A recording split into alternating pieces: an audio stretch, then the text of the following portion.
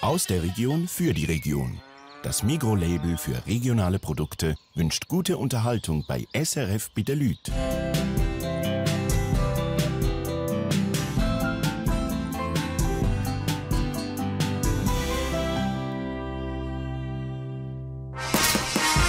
Das Kochen ist eine grosse Leidenschaft von vielen Männern. Das Messer in der Hand zaubert ihnen ein Lachen aufs Gesicht.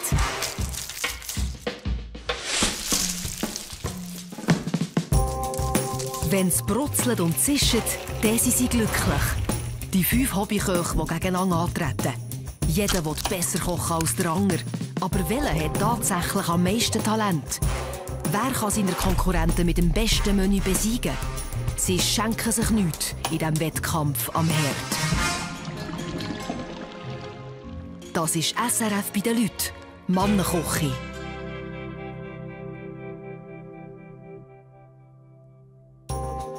Heute kocht der Dirk Büchi aus Nerach im Zürich-Unterland. Er arbeitet auf der Bank und sagt von sich, er sei sehr pingelig. Darum gibt es bei ihm nicht einfach Rüebli, sondern sorgfältig gebündelte Rüebli-Päckchen, die man mit einem Schnittlauchschnürli zusammenbindet.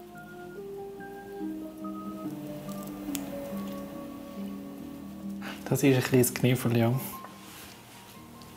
muss immer aufpassen, dass man den Schnittlauch nicht verreist. Und da merkt man auch, dass es um einen Wettbewerb geht. Man zittert ein bisschen bei der Arbeit.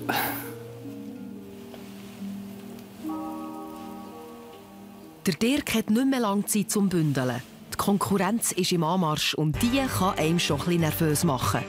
Der Lorenz Graf hat bei seiner Tafelrunde Enten serviert und der Stefan J.J. Meder Lamm. Der Harry Zartl einen sauren Mocken und der Thomas Blum der kocht nächste Woche. Aber heute geht es um den Dirk und sein Menü. Ich erwarte vom Dirk sicher ein Frühlingsgericht, leicht, exklusiv, raffiniert zubereitet. Ich könnte mir vorstellen, zum Beispiel Geflügel. Ich denke auch, dass der Dirk eher eine leichte Küche hat. Leicht, aber sehr auf den Punkt gebracht. Ich denke mal irgendwie ein Häschen, ein Küngel oder irgendetwas in die Richtung. Das ist kein Häsli und auch kein Hündli, sondern eine Wildsau. Das Menü vom Dirk ist nicht so leicht, wie die anderen meinen. Sogar der Fleischwolf tut sich schwer.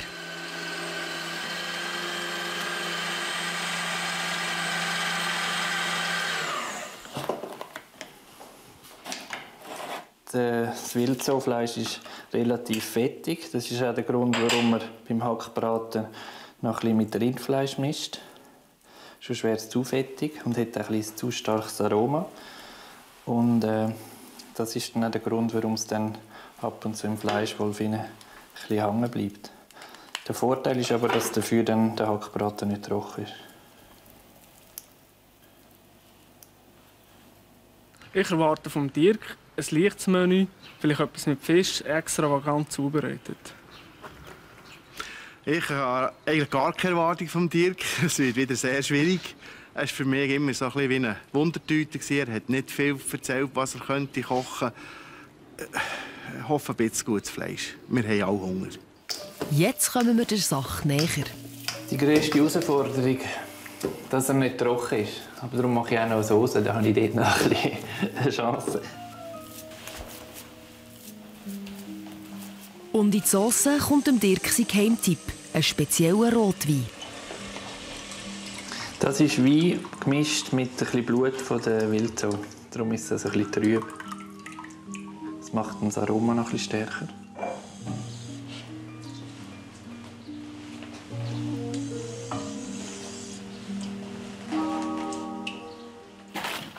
Das ist der 4. Sonntag hintereinander, wo die 5 Hobbyköche miteinander verbringen.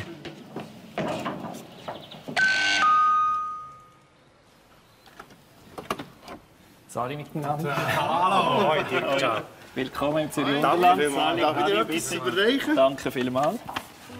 Thomas, Sali, Lorenz, aufs Land gefunden. Ja, schau, ich habe da noch ein bisschen. Wow, super. Weißt du mitgebracht? Kommen wir rein. Henne? Bitte schön.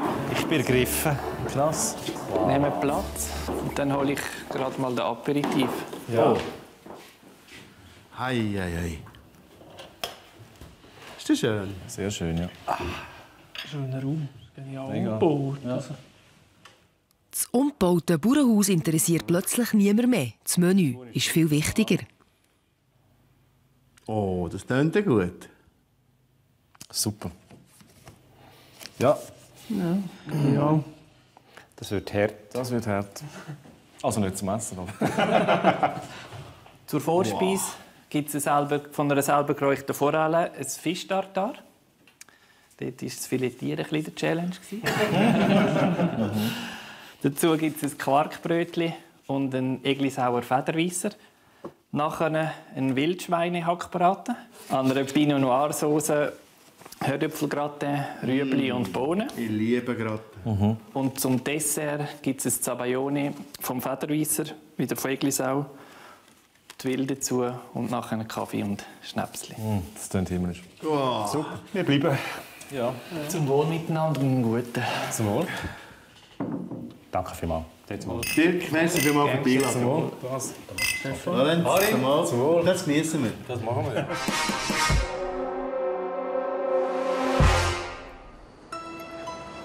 Das ist das zweite Daheim von Dirk Büchi, der Paradeplatz in Zürich. Wer hier arbeitet, der krampft viel und lang.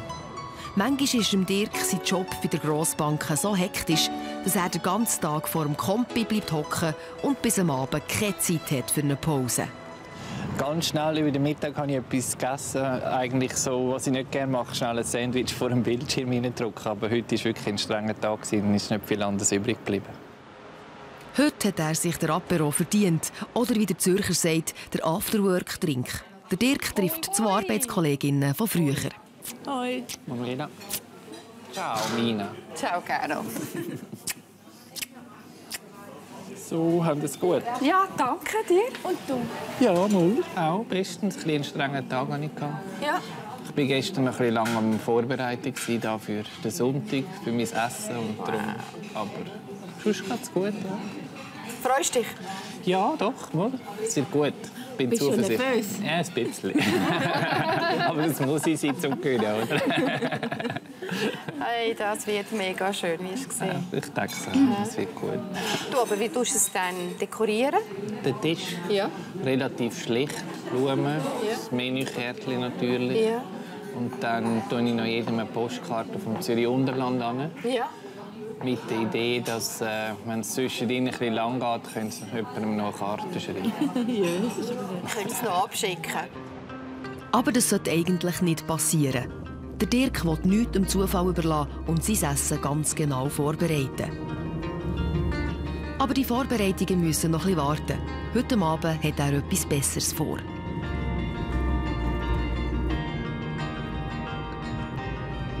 Ich bin jetzt auf dem Heimweg von der Stadt heim nach Nierach. Dort wartet mein Partner, der Sandro. Er hat heute daheim geschafft, er hat Homeoffice gemacht. Und nachher werden wir zusammen zur Nacht kochen, weil meine Großmutter zum Nacht eingeladen ist. Seit 3 Jahren wohnt der Dirk in diesem umgebauten Bauernhaus in Nierach. Zusammen mit seinem Lebenspartner Sandro Ruder.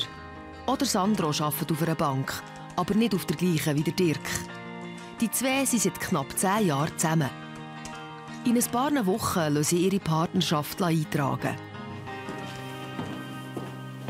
Hoi. Hoi, bist du schon da? Ja, es hat recht wenig Verkehr gehabt. Ich war recht schnell da. Super. Ich ziehe mich noch schnell um und dann können wir nachher los mit kochen. Gut. Ich habe noch 5 Minuten und dann können wir... Super. Mich Bis nachher. Wenn ich am Sandro möchte Freude machen mit Essen, dann koche ich ihm. Ich muss nicht gross kochen, ich mache einen grossen Salatteller mit möglichst vielen verschiedenen Salaten. Dann hat er ziemlich grosse Freude.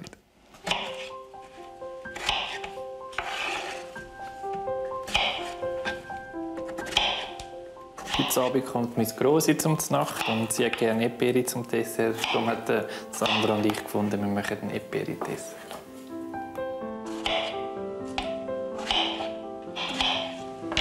Und das geht ruckzuck.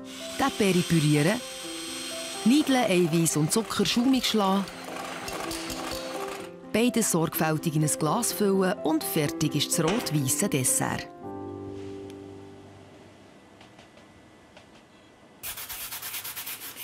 Für das Grossi gibt es natürlich auch einen Hauptgang.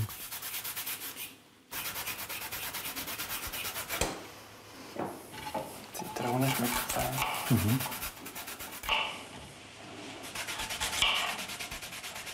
Es ist immer sehr ruhig, wenn wir zusammen kochen. Ja. Jeder ist so ein bisschen mit seiner Arbeit beschäftigt.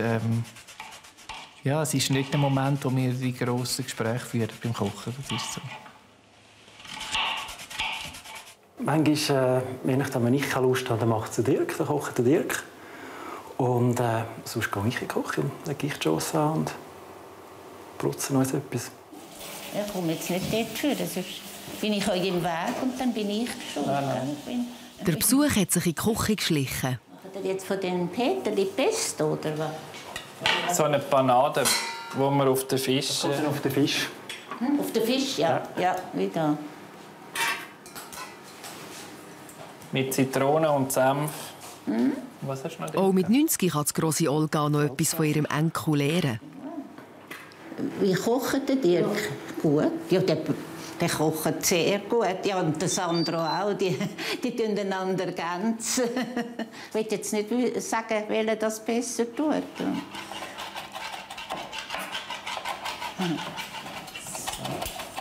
Kräuter hacken sie beide tiefig, die zwei Buben.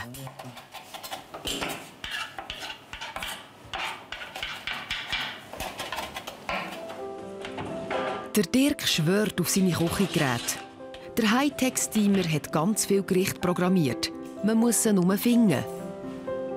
Die Kartoffeln, Salzkartoffeln, vorwiegend festkochend, zerkleinert in Vierteln und starten. Nächstes Mal, wenn ihr zu mir kommt, gibt es das. Ja, ist gut, du kannst es nachkochen. Zitrone schmeckt immer so gut. Fein, ja. Das sind auch schön. Ja, das sind grüne.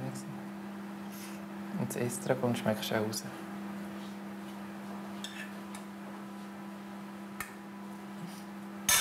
Danke. Gelernt kochen habe ich bei meiner Mutter und meiner Großmutter. Also ich bin immer ein bisschen in der Küche gestanden und habe geschaut, was so geht. Und habe dann ein bisschen ausprobieren selber. Und ja, ich habe dort auch so ein bisschen mit überkommen, so das Gäste bewirten, nicht nur das Kochen, sondern dass man schön deckt, wenn man Besuch hat. Das war bei uns in der Familie immer wichtig. Sieht dann fein aus. Sieht schön aus. Die vielen Farben, schön. Ein guter Miteinander. Danke. Gleichfalls. Der Dirk hat als Bub im gleichen Haus gewohnt wie seine Grosseltern. Darum hat er bis heute eine besonders enge Bindung zu seinem Grossi Olga. Gut, ja.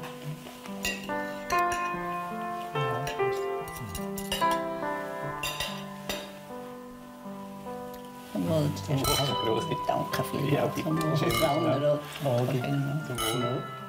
So hören wir uns fast jeden Tag und sehen, wenn es möglich ist, jede Woche. Meistens wird es dann so jede zweite Woche, weil sie ja nicht gerade um die Ecke wohnt. Aber wir sehen uns recht viel.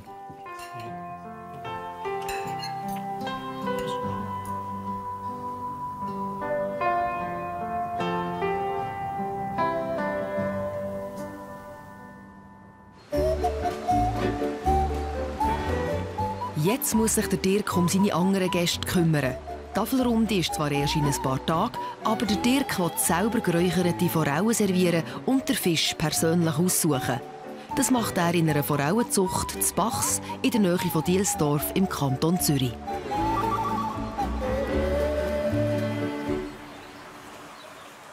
Grüezi, Glauser. Grüezi. Ich will 3 Forellen haben. Grosse, kleine? Eher ein kleinere gerne. Können Sie auf die andere Seite nehmen, wir gehen zum Wasser raus. Merci vielmals.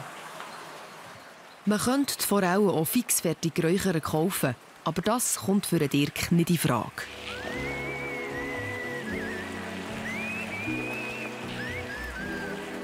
Nur das Fischen, das überlässt er dem Züchter.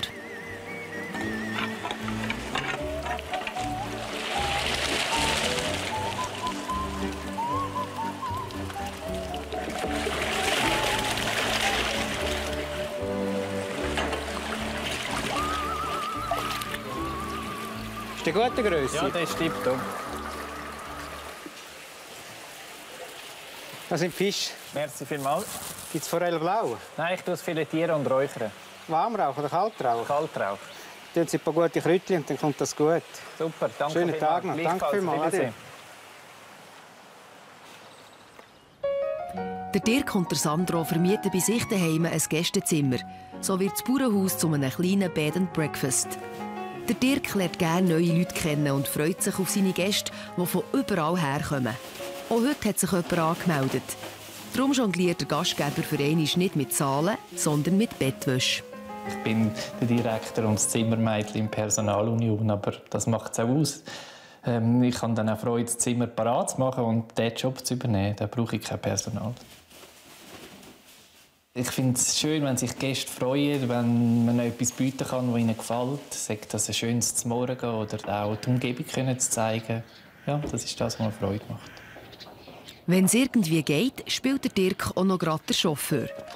Dieser Oldtimer ist sein grosses Hobby und für die Gäste eine nicht weniger grosse Überraschung, wenn sie damit abgeholt werden.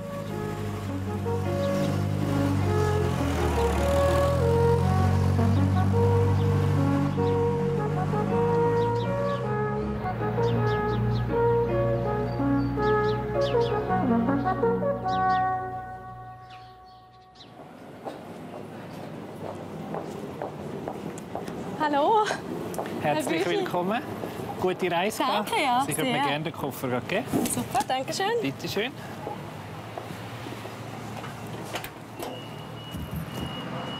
Toller Service. Danke. Glück mit dem Wetter. Ja, wirklich.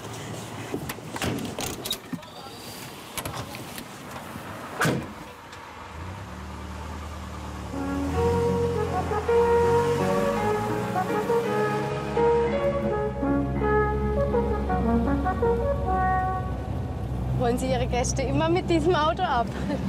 Ja, es hängt ein bisschen vom Wetter ab. Wenn es Schnee hat, natürlich nicht. Aber sonst, wenn das Wetter erlaubt, hole ich Gäste schon entweder vom Bahnhof oder dem Flughafen mit dem Oldtimer ab. Okay, das ist schon toll. Ja, es ist halt etwas, was sehr geschätzt wird von den Gästen. Ein bisschen etwas Spezielles. Was ist das für eine Marke? Das ist ein Riley Pathfinder. Okay. 1956er Jahrgang. Toll.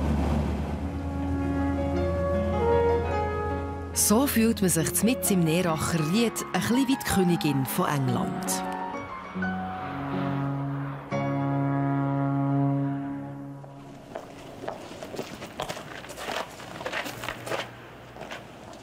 Danke.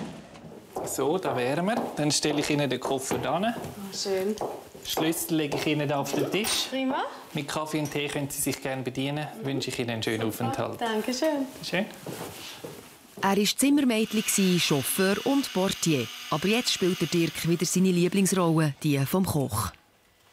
Ich habe gemerkt, dass ich gerne esse. Und dann habe ich so angefangen, selber zu kochen. Und dann hat es mir so eine Freude gemacht und auch so ein bisschen ausprobieren und etwas Neues zu kochen. Das ist gut so. Seine Vorspeise hat der Dirk natürlich schon mehr als einmal gekocht. Darum weiss er, wie wichtig die Gelatine ist. Die bringt das Gericht in die richtige Form. Jetzt bin ich in der Vorspeise, der Gemüseterrine, Rüebli-Spargelterrine.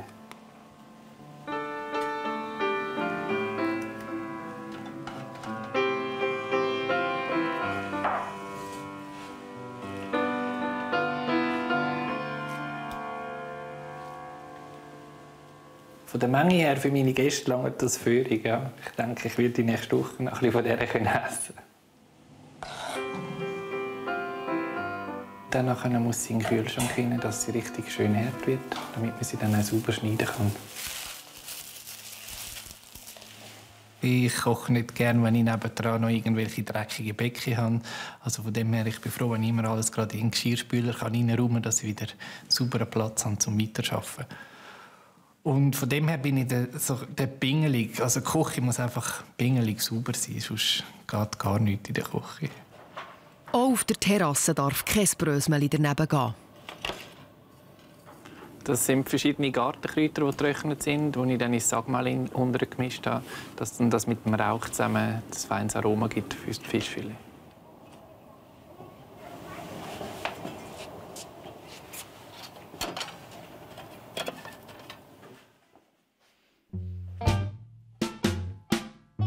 Aber die Filet, die stecken noch im Fisch und natürlich filetiert der Dirk selber.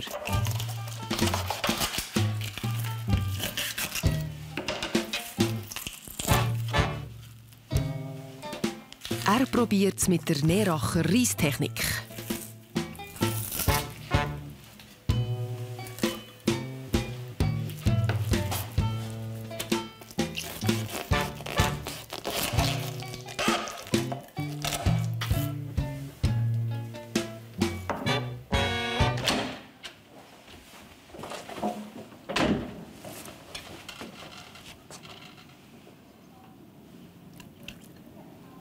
Auch beim Räuchern arbeitet der Dirk mit Hightech-Material. Er nimmt Brennpaste statt Holz oder Kohle.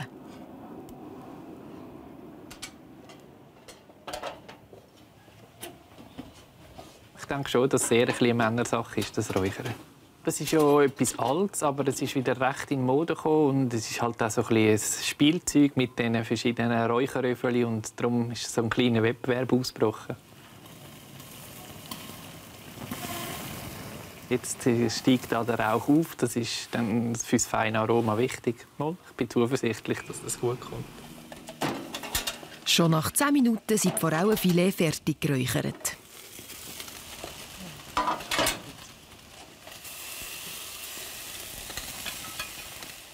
Ich bin sehr zufrieden. Sie sehen schön aus, fein, ein bisschen braun geworden, so mit sie. Dann sieht das Tartar entsprechend schöner aus, dann ist es nicht so fad und ich denke, das Aroma ist richtig gut geworden.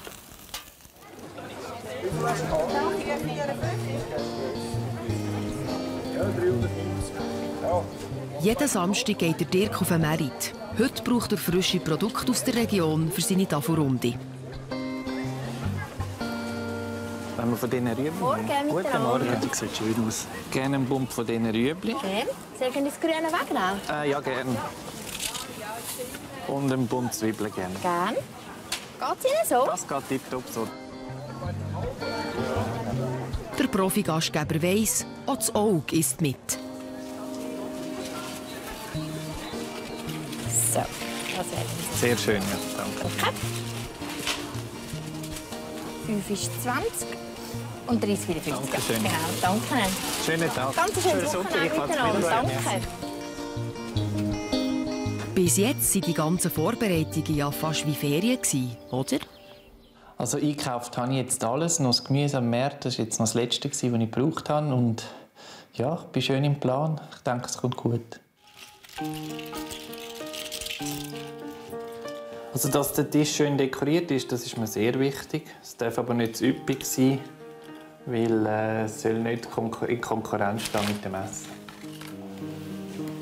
Und so geht der Tag vor der Tafelrunde für den Dirk in einer Seelenruhe zu Ende. Ob sich das echt am Tag darauf ändert?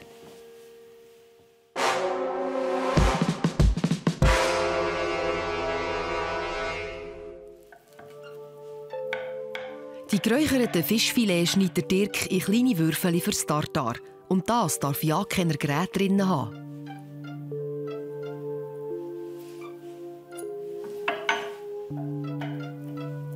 Zum Glück ist der Dirk so pingelig, dann muss man sich als Gast keine Sorgen machen.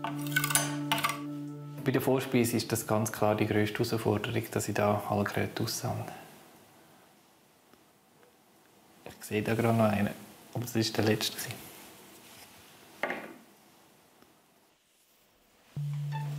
Das Forellentartar wird mit Crème fraîche und Schnittlauch angerührt. Weiter zum nächsten Punkt auf der Traktandenliste, der Herdöpfelgratin. Ich bin überzeugt, dass ich gewinne, weil ich die Abfolge der einzelnen Gänge im Griff habe. Es ist super aufeinander abgestimmt und weil ich mit diesen regionalen Spezialitäten aus dem Zürcher Unterland ganz klar überzeuge. Schon bei dir so feine Zürcher Wein. Der Dirk ist übrigens der Einzige, der beim Servieren eine Schurze hat. Aber das merkt keiner. Der Wein wäre übrigens ein Federweisse aus Eglisau, falls es jemand interessieren würde. Aber ich glaube, der Weingut, den ich den Wein hatte, der hat auch Federweisse. Und noch... Da muss man Wasser. Wein einschenken kann man auch gerade abhäkeln auf der Checkliste. Wenn ich so etwas Grösseres koche, etwas Mehrgängiges, dann muss es ganz klar geplant sein. Also dann mache ich mir einen gewissen Ablauf, wann was gemacht werden muss, dass ich auch nichts vergesse. Also das ist schon wichtig für mich, dass ich das genau plane und auch entsprechende Liste führe. Der Hackbraten kommt auf die Minute genau in den Ofen und fürs Programmieren sind sicher noch mal 30 Sekunden Spatzung einberechnet.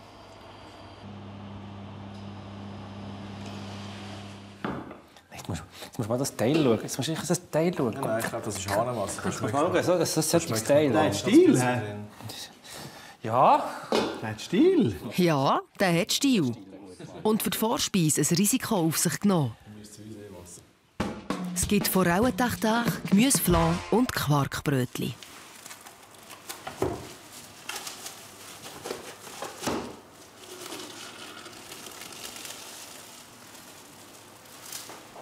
Jetzt zeigt sich, ob genug Gelatine im Gemüseflan ist.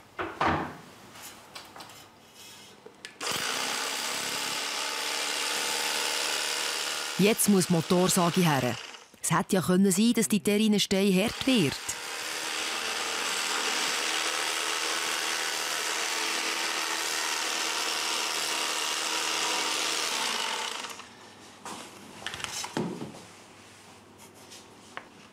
Sonst könnte man sie vielleicht als Suppe servieren.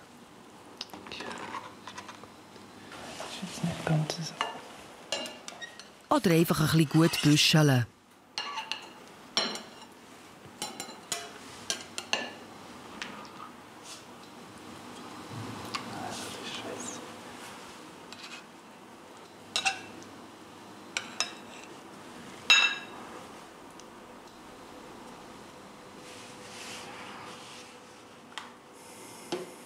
Nicht so, wie es sein sollte. Plan B. Ja, das Grüne ist zu flüssig geworden. Aber bringt das schon, dass es noch einigermaßen schön aussieht.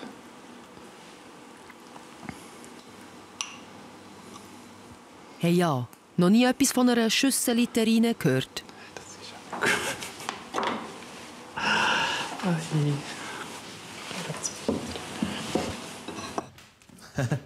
Männer und ihre außergewöhnlichen Gärten.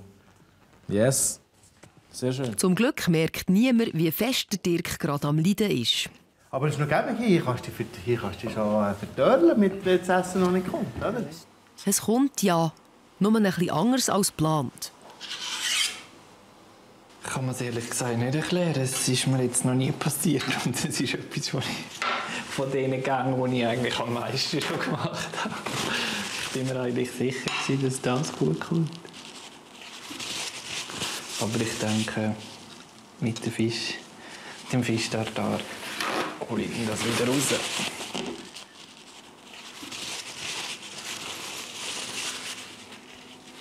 Klar ist das Risiko immer noch da bei einer Terrine, dass sie zu weich ist, aber es ist mir bis jetzt noch nie passiert.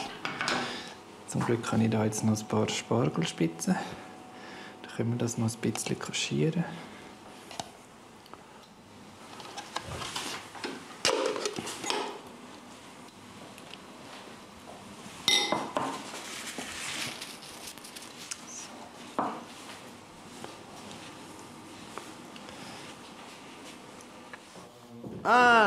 Vielleicht zieht ja das Fischtag so viel Aufmerksamkeit auf sich, dass gar niemand auf das Gemüsemus schaut. Toi, toi, toi.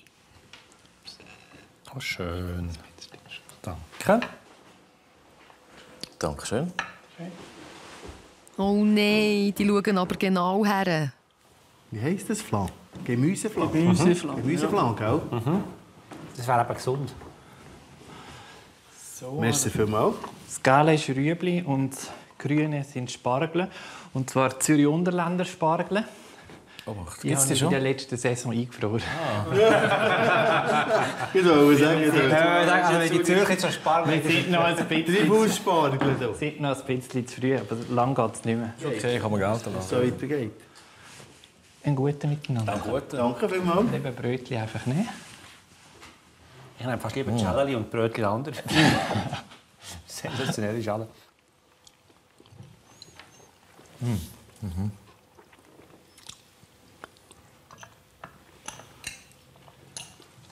Alle stürzen sich direkt aufs Dach.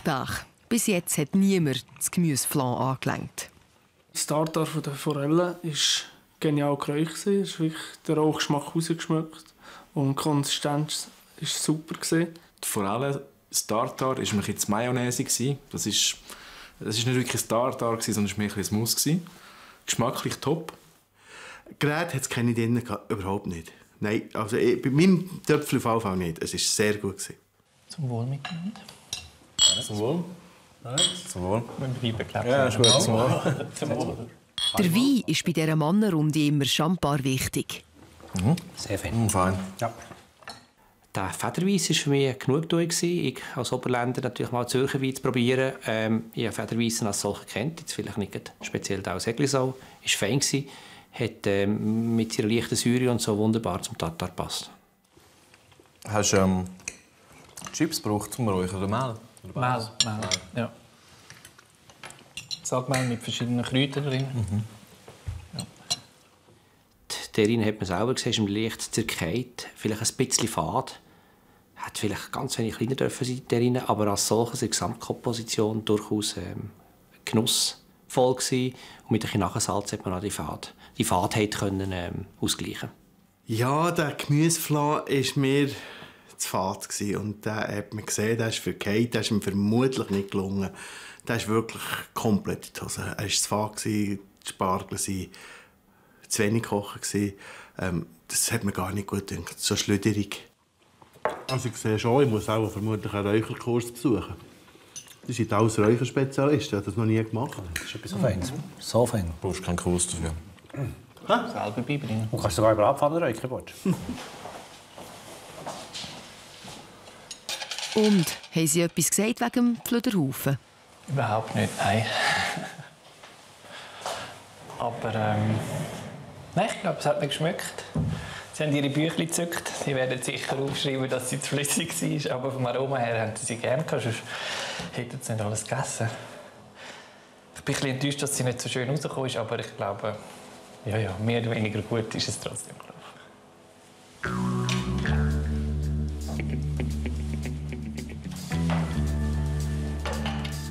Also ab in die nächste Runde. Der Hauptgang wird seit einer Weile elektronisch zubereitet und überwacht.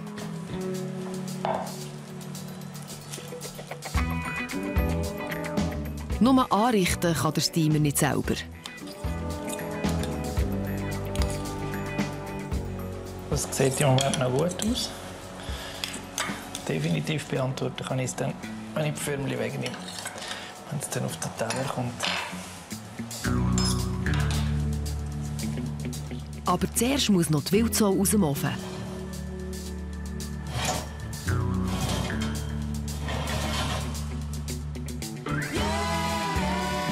Hoffentlich ist der Hackbraten ein bisschen stabiler als der Terrine. Aber doch nicht so hart, dass man wieder die Motorsage braucht.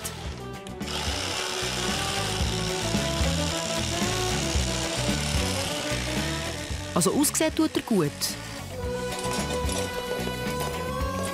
Und wie schmeckt er? Ja, schmeckt von den Kräutern und merkt auch die Wildsau. Und er sieht schön aus. Er ist nicht verkehrt.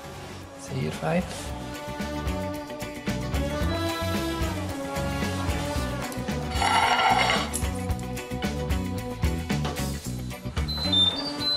Überpünktlich meldet sich auch das Gemüse. Der Dirk vertraut seinem Steiner.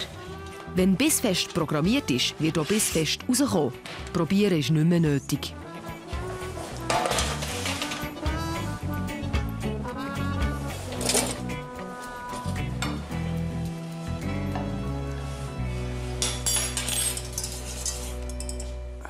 Es ist die Postkarte geschrieben, es gibt noch nichts zu essen. Mal, das kommt Was machen wir jetzt? Zuversichtlich. Genau, was gibt es jetzt eigentlich? Was gibt es schon wieder? Wildschweinhack. Genau, der Wildschweinhack. Ich glaube, bis er richtig die Sau gefunden hat. Das sagt der sicher noch nachher. Auch die liegt auf dem Teller, zusammen mit dem Herdöpfelgratin, den Rüebli und den Bohnen. Eigentlich ist erst der Saucenspiegel auf dem Teller, aber lang kann es nicht mehr gehen.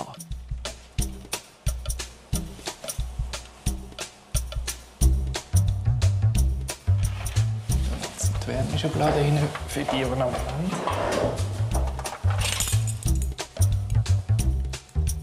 So, jetzt aber Gratin drauf und ab damit.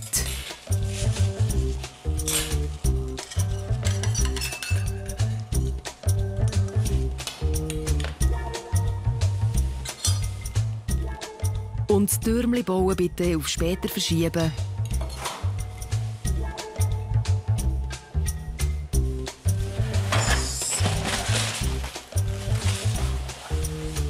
So, haben wir's?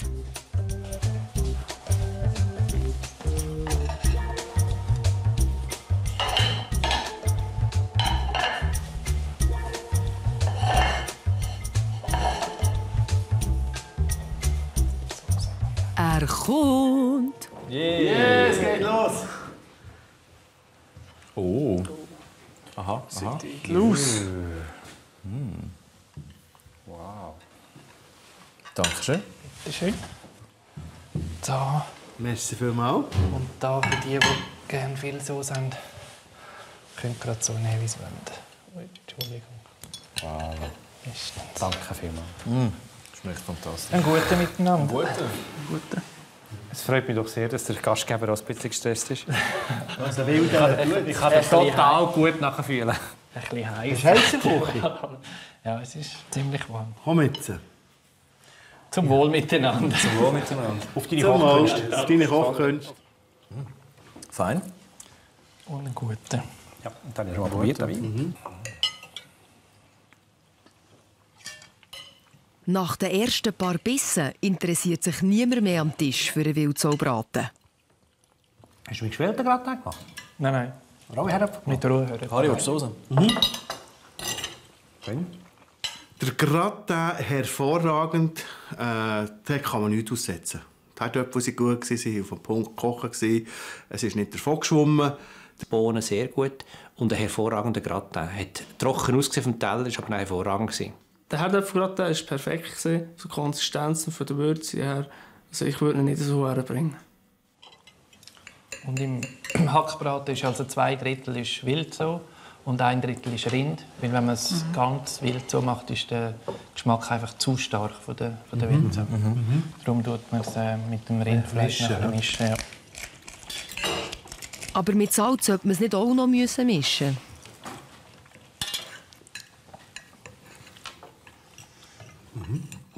Der Wildschwein-Hackbraten, meines Erachtens, hätte er wahrscheinlich ein bisschen mehr Fett drin haben, noch mehr Fett dürfen haben, dass er so ein bisschen saftiger wäre gewesen. Er ist so ein bisschen trocken rübergekommen, aber durch die Sauce, die er dazu serviert hat, und er auch glücklicherweise genügend Sauce gegeben hat, ist das absolut ausgeglichen worden. Hackbraten kann ja nicht so schwierig sein. Das muss auch fast gut kommen. Ich habe es aber ein bisschen schade gefunden, dass der Wildschweingeschmack irgendwie nicht so rausgekommen ist. Also ich hätte da fast noch gerne ein bisschen mehr von dem Wildschweingeschmack gehabt. Ja, ist gerade für den Hackbraten ist ja noch wichtig, wenn du ein bisschen Fett dran hast. Braucht unbedingt, ja. Hast du 2 Backöfen? Nein. Mindestens. Einfach nebeneinander gemacht. Gratin und... Parallel im gleichen. Und der Steamer? Den Steamer habe ich noch, ja. Aber den hast du separat, ja. gut. Das hast du auch so, gell? Ich habe 3 Backöfen, 2 Steamer, eine Industrieabwaschmaschine. Und die heisst Lorenz, gell? Und der Chef des Service, der heisst Dirk. Und wie geht's dem? Ja, das erste Feedback war gut. Die Bohnen haben gequietscht, hat Harry gesagt, und das müssen sie. Also, Harry hat die Bohnen richtig gemacht. Das ist schon mal ein Anfang. Und das ist das Ende. Das Bayonne vom Eglisauer Federweisse. Noch einmal gibt der Dirk Gas. Oder besser gesagt, sein Handrührgerät. In der Schüssel über dem Wasserbad hat es Eier, Zucker und Wein. Die Herausforderung ist, dass das jetzt schön schaumt. Und nachher ist eine Challenge, das in einer schnellen Zeit an den Tisch zu bringen. Mutig stellt sich der Dirk dieser Challenge. Er weiss ganz genau, was er zu tun hat und lässt sich nicht von seiner Aufgabe abhalten. Nur dank seiner grossen Ausdauer und dem grenzenlosen Willen kann er diese Challenge meistern. Jetzt gebe ich noch mal Vollgas. Jetzt muss ich das noch rausholen, was ich bei der Terrine vergeigt habe. Oh! Jetzt aber, ey. So, oder nicht? Sabayone. Ein Sabayone. Aber ich befürchte, das muss so sein. Ein guter mit Danke vielmals. Ich habe nicht gewusst, was das ist. Ah, das ist das Mandelgutzli. Das ist selber gemacht? Das ist selber gemacht, ja. Das nimmst du aus dem Ofen raus heiß und dann tust du es über dem Wallholz noch rund bügen. machen. Mm.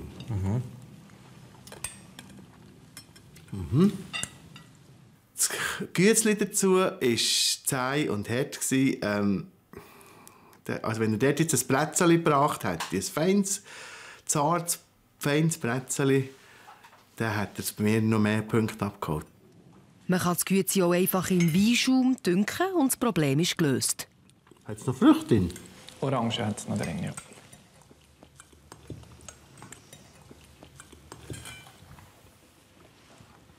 Was hat echt dieser Blick zu bedeuten?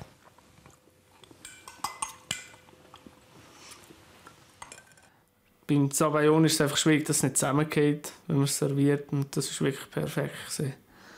Für mich ist es jetzt fast ein bisschen ein Tick zu süß. Das ist fein. Gell? Das ist gar nicht gut. Nach so vielen Fein und gut ist der Dirk wieder richtig optimistisch. Meine Gewünschasse, ich bin immer noch überzeugt, dass sie intakt sind. Obwohl das kleine Missgeschick am Anfang.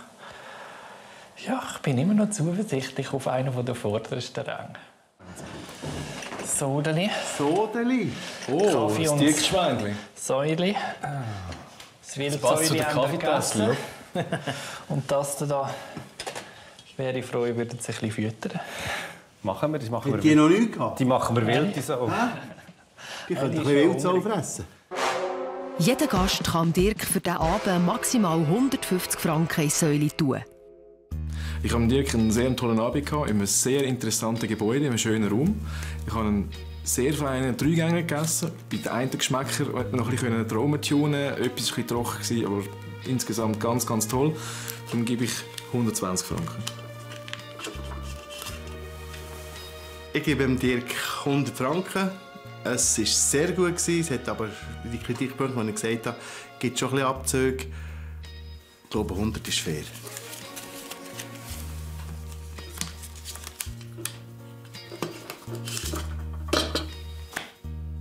Ich gebe dem Dirk 130 Franken. Das Menü war nahezu perfekt. Wunderbar ausgeglichen von den Gängen, auch mit den Weinen. Viel Liebe in der Kochkunst drin, hohe Küche und entsprechend 130 Franken. Ich gebe ihm Dirk 115 Franken. Es war alles in allem super oben. Super feines Essen mit ein paar Kritikpunkten. Das Fleisch war mir ein bisschen zu trocken und ein bisschen zu überwürzt. Das reicht für einen Drittplatz mit total 465 Franken. Der Lorenz aus Zürich ist immer noch auf dem ersten Rang.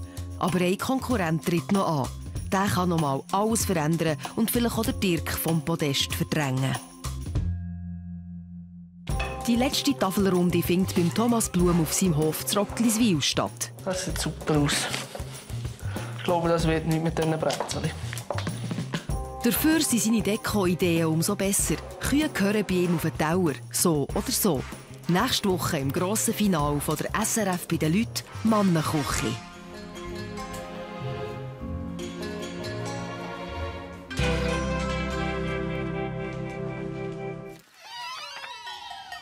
Sie sahen SRF bei den Leuten mit aus der Region für die Region. Das Migros-Label für regionale Produkte.